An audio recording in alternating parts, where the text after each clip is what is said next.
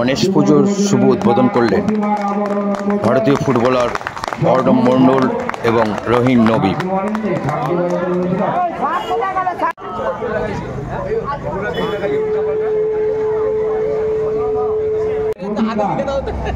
আগামীকাল পূজা শুরু হবে সকাল 9 বজে।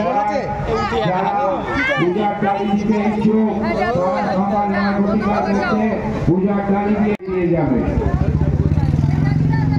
কথা বলে একটু হ্যান্ডশেক কর। কি নাম? দেখে নে। আরেকটা দত্ত কোন ক্লাস?